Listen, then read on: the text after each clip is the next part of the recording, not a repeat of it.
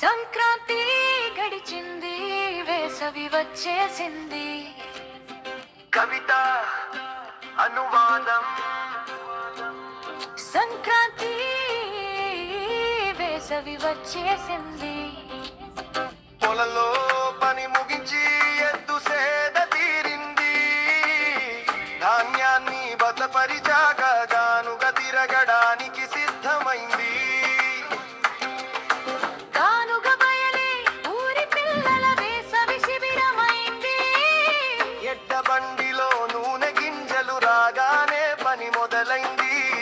నువ్వులు కొబ్బరి వేరుశనగలు గానుగ ఇంట్లో చేరాయి. వినాయక పూజతో గానుగ చక్రం తిరగడం మొదలైంది. నూనె గింజల సేకరణలోనే సమయమంతా గడిచిపోయింది. చటాకు సేరు బాబులెక్కల్లో తన కష్టాన్ని మరిచాడు. అటక మీద సామాన్లు దించి గింజలను తూకం వేశాడు.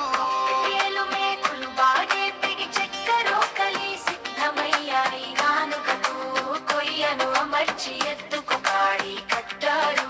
గానుగా తిరగగా నూనె డబ్బాలోకి చేరింది.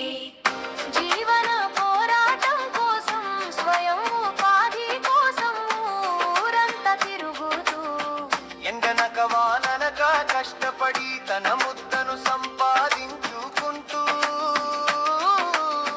నువ్వులనే గానుగ జిడ్డు మధ్య సవాళ్లను ఎదురిస్తూ ఎదిగాడు.